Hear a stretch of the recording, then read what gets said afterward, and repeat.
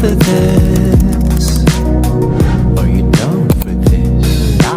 If you're in the mood, we can take it to the moon. Just like a movie scene, table for two. No need to be. Halo semuanya! Perkenalkan kami dari kelompok 4 dan di video kali ini kami akan menjelaskan tentang ekowisata dalam perspektif hukum. Bersama kami Susi Tiara Anwarumalili dengan NIM 202336090. Evelyn Esther Tuhilatu dengan NIM 202336034. Nazlia Mukadar dengan NIM 202336104. Jadi Julian Tialake 202336009. Cynthia Priyayoto dengan NIM 202336049. Takdir Latun Sina dengan NIM 202336005. Dan saya Yayu Maharani Rumatela dengan NIM 202336016. Selamat siang teman-teman dan juga Mem. Pertama-tama terima kasih telah meluangkan waktunya untuk menonton video presentasi kami. Perkenalkan kami dari kelompok 4 dan kami akan membahas bagian pada chapter 7 di mana judulnya yaitu ekowisata dalam perspektif hukum. Nah, di dalam chapter ini kita akan membahas dua bagian yaitu pada hukum adat dan juga hukum positif. Nah, tanpa berlama-lama lagi, langsung saja kita mulai ke materinya. Nah, yang pertama ada hukum adat. Yang pertama yaitu peran masyarakat dalam ekowisata dan pelestarian keanekaragaman hayati. Yang pertama ada definisi masyarakat adat. Masyarakat adat adalah suatu kelompok yang memiliki identitas dan praktik budaya yang diwariskan secara turun-temurun. Masyarakat adat tinggal dekat dengan lingkungan alam dan memanfaatkan sumber daya alam secara bijaksana berdasarkan nilai-nilai tradisi yang telah diwariskan oleh para leluhur mereka. Nah, dalam konteks ini, pengelolaan sumber daya alam masyarakat adat ini dikenal karena peran mereka yang signifikan dalam menjaga keseimbangan ekosistem. Kemudian yang kedua yaitu keterkaitan masyarakat adat dengan alam. Nah, hubungan masyarakat adat dengan alam itu bersifat historis dan spiritual. Alam bagi masyarakat adat bukan hanya sekedar sumber daya ekonomi bagi mereka. Di mana alam bagi masyarakat adat sebagai bagian dari kehidupan yang memiliki nilai-nilai spiritual yang mendalam. Banyak masyarakat adat percaya bahwa alam memiliki kekuatan yang perlu dihormati dan dijaga. Oleh karena itu, mereka cenderung menerapkan prinsip-prinsip ekologis dalam setiap interaksi dengan lingkungan sekitar. Oke, kemudian yang ketiga yaitu peran tradisional dalam pelestarian. Nah, dalam menjaga keanekaragaman hayati, masyarakat adat menerapkan berbagai praktik tradisional yang efektif dalam pelestarian alam.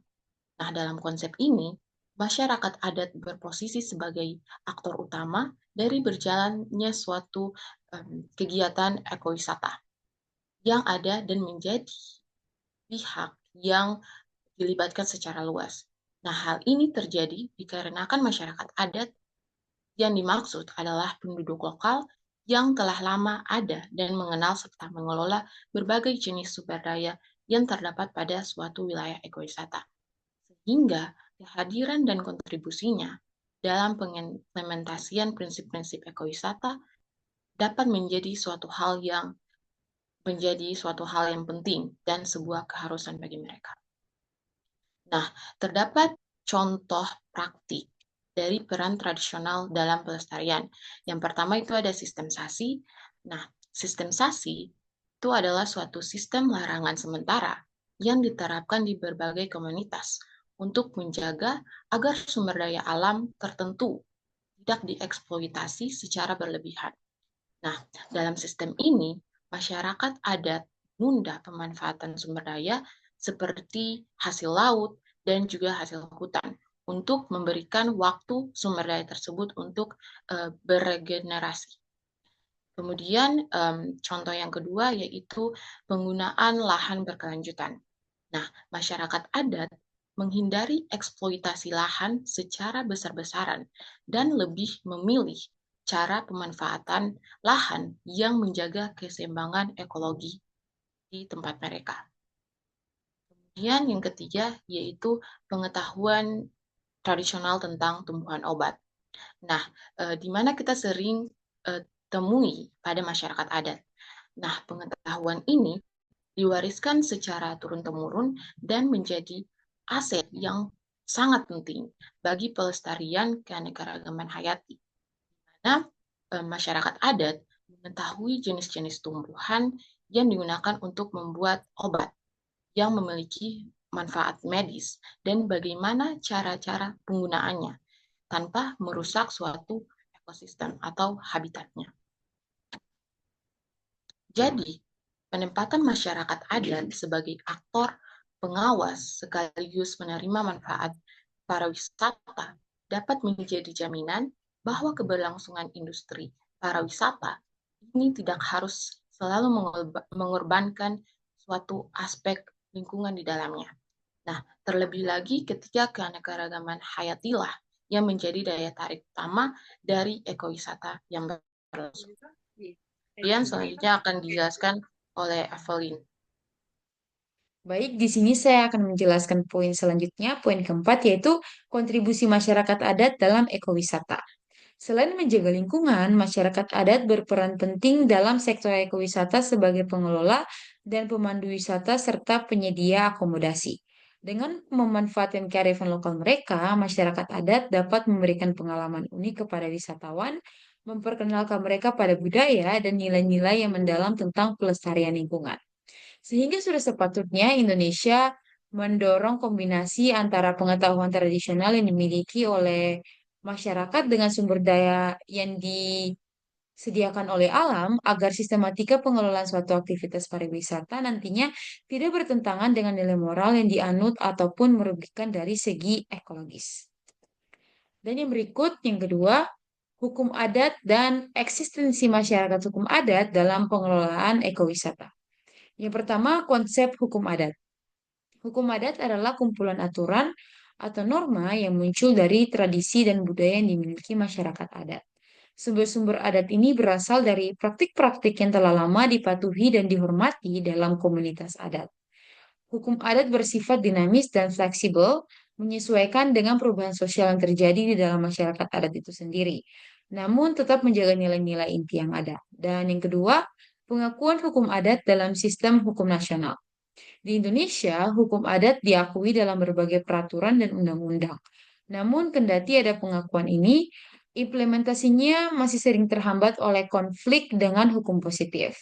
Banyak kebijakan pemerintah yang belum sepenuhnya menghormati keberadaan hukum adat, sehingga masih terdapat kesenjangan antara pengakuan hukum adat dalam undang-undang dan kenyataan di lapangan. Untuk materi berikutnya, materi selanjutnya akan dijelaskan oleh Naslia. Baik, masih lanjut pada hukum adat dan eksistensi masyarakat hukum adat dalam pengelolaan ekowisata. Lanjutannya diantaranya tantangan dalam pengakuan dan penerapan hukum adat. Pengakuan hukum adat menghadapi tantangan terutama ketika terjadi konflik dengan hukum nasional yang berlaku. Misalnya, seringkali terdapat ketidaksepahaman antara hak ulayat masyarakat adat dengan klaim pemerintah atau pihak swasta atas lahan dan sumber daya alam. Untuk mengatasi konflik ini, upaya harmonisasi antara hukum adat dan juga hukum positif terus dilakukan agar kedua sistem hukum dapat beroperasi dengan sejalan. Lanjut dengan studi kasus. Beberapa contoh nyata penerapan hukum adat dalam ekowisata dapat ditemukan di berbagai wilayah Indonesia. Di beberapa daerah, masyarakat adat berhasil menerapkan sistem hukum adat mereka untuk mengelola ekowisata berbasis komunitas. Hal ini tidak hanya mendukung pelestarian budaya, tetapi juga memberikan manfaat ekonomi bagi masyarakat adat. Salah satu daerah yang berhasil menerapkan prinsip ekowisata berbasis masyarakat adalah Desa Wisata Ngelanggaran yang meraih penghargaan di tingkat ASEAN pada tahun 2017. Apabila kita telah lebih lanjut, kesuksesannya sangat bergantung kepada partisipasi masyarakat yang mendorong kolaborasi dengan berbagai komponen lainnya seperti institusi pemerintah, pelaku bisnis di sektor wisata, dan juga media. Keberhasilan ini merupakan gambaran dari bentuk pelibatan masyarakat dengan proporsi yang tepat dan dalam penyelenggaraan pariwisata.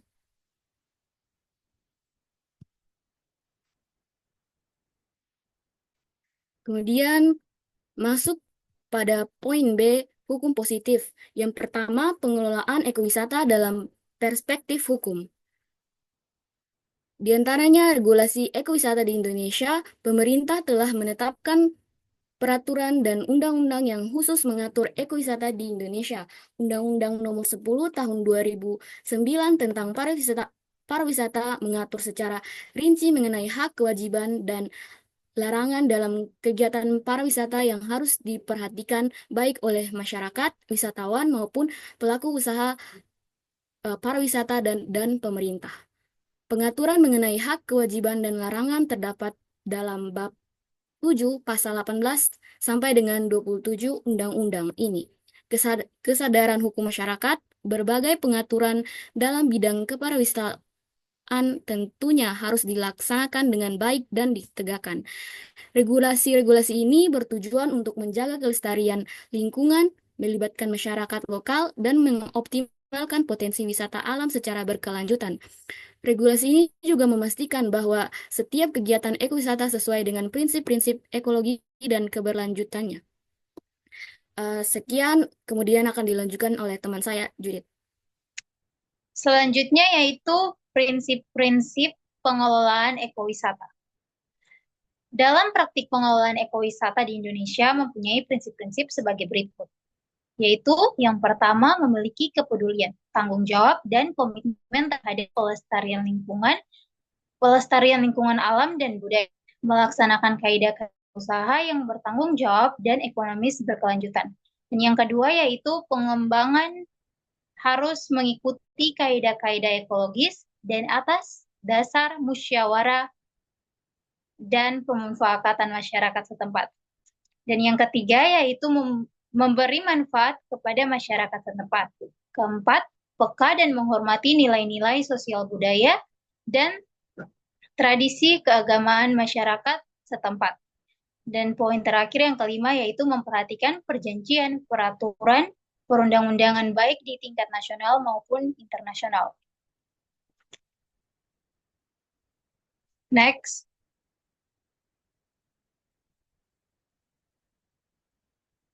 Nah, kita masuk pada poin yang kedua, yaitu pengelolaan ekowisata dalam perspektif hukum. Yang pertama yaitu perizinan dan tata cara pengelolaan. Pemerintah mengatur prosedur perizinan, zonasi kawasan, dan SOP yang perlu diikuti untuk menjaga kegiatan ekowisata tetap dalam batasan yang aman bagi lingkungan.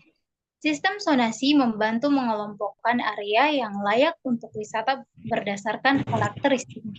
Sementara perizinan memastikan bahwa keinginan yang dilakukan mematuhi standar yang ditetapkan. Dalam Peraturan Menteri Dalam Negeri Nomor 33 tahun 2009 tentang Pedoman Pembangunan Ekowisata di Daerah, telah dikatakan bahwa pemerintah mendorong adanya pengembangan ekowisata melalui berbagai bentuk dukungan. Salah satunya adalah melalui pemberian insentif bagi penanam modal yang mengembangkan ekowisata serta menyelenggarakan kegiatan pemberdayaan masyarakat dengan melibatkan para pemangku kepentingan. Artinya, bahwa kehidupan sosial budaya adat merupakan substansi pariwisata, di mana semestinya adat memperoleh ruang dalam pengelolaan sebagai subjek hukum desa adat juga memperoleh pengakuan untuk berpartisipasi. Poin yang kedua yaitu peran pemerintah dalam pengembangan ekowisata. Pemerintah juga memberikan berbagai insentif ke lingkungan untuk mempromosikan ekowisata. Kebijakan ini mencakup pendampingan bagi masyarakat lokal serta program-program yang memudahkan masyarakat dalam mengembangkan potensi wisata di dalam daerah mereka. Demikian, selanjutnya akan dijelaskan oleh teman saya. Ya, selanjutnya di sini saya akan menjelaskan tentang bahasa dan kearifan lokal masyarakat hukum adat dalam industri pariwisata di Indonesia. Nah, poin penting yang pertama itu adalah pentingnya bahasa dan kearifan lokal. Ekowisata dalam pengembangannya memerlukan literasi. Bahasa Indonesia merupakan bahasa nasional dan juga bahasa resmi bagi negara Republik Indonesia. Hal ini telah digariskan dalam politik bahasa nasional. Garis politik bahasa nasional ini secara jelas mendeskripsikan bahwa bahasa Indonesia sebagai bahasa pertama. Kemudian tempat kedua adalah bahasa-bahasa daerah yang ada di Indonesia. Nah, bahasa-bahasa daerah yang ada di Indonesia ini mempunyai sangat penting untuk kita lestarikan agar supaya kita keluar dari Ambon menuju ke daerah-daerah terpencil. Nah, disitulah kita bisa berkomunikasi dengan orang-orang yang ada di daerah-daerah tersebut. Kemudian yang tempat ketiga adalah bahasa-bahasa asing, terutama bahasa Inggris. Nah, bahasa-bahasa asing, terutama bahasa Inggris ini adalah merupakan faktor penting untuk kita lestarikan, di mana bahasa Inggris ini adalah kita bisa mempunyai peluang untuk bisa mendapatkan pekerjaan dan juga kita bisa berkomunikasi dengan orang-orang luar, terutama di negara-negara luar. Nah, bahasa Inggris ini mempunyai faktor penting untuk kita lestarikan dalam kehidupan kita. Terus yang kedua itu adalah tantangan pelestarian bahasa dan kearifan lokal. Nah, dalam industri pariwisata, bahasa Indonesia belum mampu menjadi bahasa utama baik sebagai sarana komunikasi maupun sebagai sarana pengungkap produk-produk industri pariwisata, di mana ancaman terhadap bahasa dan kearifan lokal datang dari arus globalisasi, modernisasi, serta perkembangan pariwisata massal yang cenderung mengabaikan nilai lokal. Jadi tantangan ini memerlukan perhatian khusus agar nilai-nilai budaya lokal tidak tergerus oleh perkembangan zaman. Kemudian selanjutnya,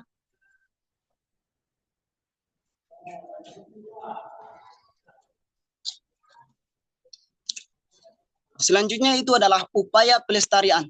Nah, untuk melindungi bahasa dan kearifan lokal, pemerintah dan masyarakat adat menerapkan berbagai strategi seperti pengembangan produk wisata berbasis budaya, terus pelatihan bagi pemandu wisatawan lokal, serta mendokumentasi pengetahuan tradisional. Dengan demikian, bahasa dan tradisi tetap terjaga sekaligus menarik minat wisatawan. Selanjutnya dari teman saya. Baik, untuk poin selanjutnya yaitu studi kasus. Di beberapa daerah, bahasa dan kearifan lokal telah berhasil diintegrasikan dalam produk wisata, menciptakan pengalaman unik dan autentik bagi wisatawan.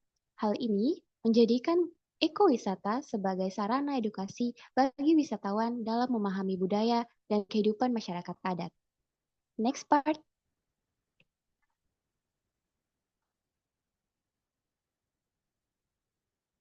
Oke, poin yang selanjutnya yaitu konflik temurial. Konflik temurial atau sengketa lahan sering terjadi antara masyarakat adat dan pihak lain, seperti perusahaan atau pemerintah. Konflik ini terjadi karena ketidaksepakatan atas kepemilikan dan pengelolaan lahan yang menjadi sumber daya ekowisata yang seringkali masih dalam status sengketa. Maka dari itu, Undang-Undang Nomor 10 Tahun 2009 tentang pariwisata juga mengatur secara rinci mengenai hak, kewajiban, dan larangan dalam kegiatan pariwisata yang harus diperhatikan baik oleh masyarakat, wisatawan, maupun pelaku usaha pariwisata dan pemerintah. Poin selanjutnya yaitu pemberdayaan masyarakat adat. Program pemberdayaan masyarakat adat melalui ekowisata bertujuan untuk meningkatkan kesejahteraan mereka dengan menyediakan sumber penghasilan tambahan yang mendukung ekonomi lokal. Next part bakal dijelaskan sama teman saya. Oke, saya akan menjelaskan etika pariwisata. Prinsip etika sangat diperlukan dalam ekowisata meliputi penghargaan terhadap budaya dan lingkungan, serta mendorong wisata dan pelaku wisata untuk bertindak secara etis. Kode Etik Wisata Dunia. 1. Kontribusi pariwisata untuk membangun saling pengertian dan saling menghormati antara manusia dan masyarakat. Yang kedua, pariwisata sebagai alat untuk memenuhi kebutuhan kualitas hidup baik secara perseorang maupun secara kolektif. Yang ketiga, pariwisata sebagai faktor pembangunan berkelanjutan. Yang keempat, pariwisata sebagai pemakai warisan budaya kemanusiaan serta sebagai penyumbang pengembangan wisata budaya itu sendiri. Yang kelima, pariwisata sebagai kegiatan yang memberikan keuntungan bagi negara yang menjadi tuan rumah dan masyarakat. Yang keenam, kewajiban para sektor dalam pengembangan pariwisata. Yang ketujuh, hak asasi pariwisata. Yang kedelapan, kebebasan pergerakan wisatawan. Yang kesembilan, hak-hak pekerjaan dan pengusahaan di industri pariwisata. Yang 10, penerapan prinsip-prinsip kode etika global untuk pariwisata.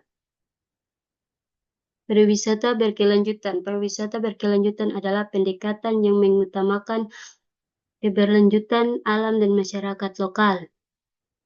Ekowisata memainkan peran penting dalam mencapai tujuan pembangunan berkelanjutan SDGs dengan mendorong keseimbangan antara kebutuhan ekonomi, sosial, dan ekologi. Baik, dari materi yang telah kami sampaikan, kami dapat menarik kesimpulan bahwa ekowisata di Indonesia memiliki potensi besar untuk mendukung pelestarian lingkungan, pemberdayaan masyarakat lokal, dan pembangunan berkelanjutan dengan masyarakat adat yang memainkan peran melalui pengetahuan tradisional mereka dalam mengelola sumber daya alam secara berkelanjutan. Praktik adat seperti sistem sasi dan penggunaan lahan berkelanjutan membantu memastikan bahwa ekowisata tidak merusak ekosistem, sambil memberikan manfaat sosial dan ekonomi. Namun, keberhasilan ekowisata memerlukan harmonisasi antara hukum adat dan hukum positif agar kedua sistem hukum dapat berjalan seiring, mengurangi konflik dan mendukung keberlanjutan ekowisata. Selain itu, pelestarian bahasa dan kearifan lokal penting untuk memperkaya pengalaman wisata. Sementara penerapan etika pariwisata dan prinsip pariwisata berkelanjutan akan memastikan bahwa ekowisata memberikan manfaat jangka panjang yang selaras dengan tujuan pembangunan berkelanjutan atau SDGs. Oleh karena itu, dengan pengelolaan yang bijaksana, ekowisata dapat menjadi pilar penting bagi kesejahteraan masyarakat, pelestarian budaya, dan keberlanjutan alam. Sekian presentasi dari kelompok kami, kelompok 4. Jika teman-teman ada pertanyaan, saran, atau tanggapan, teman-teman dapat menulisnya di kolom komentar di bawah. Terima kasih. And I'm down for this.